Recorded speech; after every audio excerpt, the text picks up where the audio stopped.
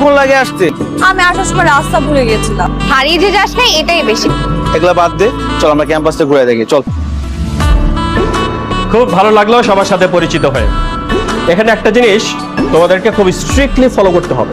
University প্রেমিসের ভিতরে কোনো ধরনের ড্রাগস সেবন অথবা বহন কোনোভাবেই পসিবল না। এই ব্যাপারে ইউনিভার্সিটি কর্তৃপক্ষ কিন্তু খুবই স্ট্রিক্ট।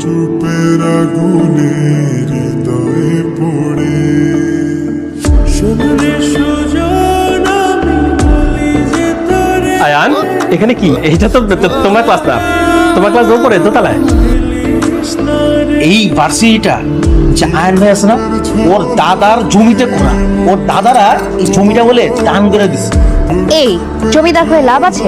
জানিস নাতি সারাদিন নেশা করে, আর 2 বছর থেকে তো সে ফেলই মারতেছে। পড়ালেখা নাই, কিছু নেই, সারাদিন লাফাঙ্গার মতো ঘুরে বেড়ায়। ওর কোনো কিছু ঠিক নাই। দেখো, এই যে এটা আমার রুম, এখানে আরো 2টা বেড আছে।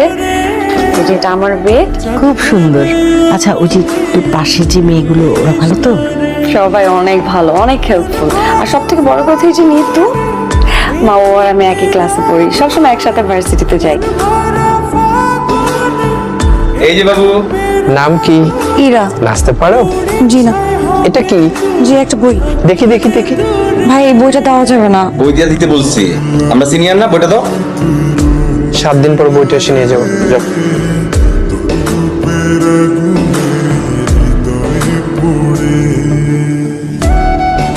ধন্যবাদ, এটা আমার দাদার শেষ স্মৃতি ছিল।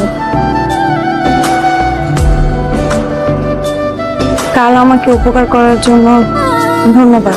কি এটা? মা বলে আমি অনেক ভালো হালুয়া রান্না করতে পারি।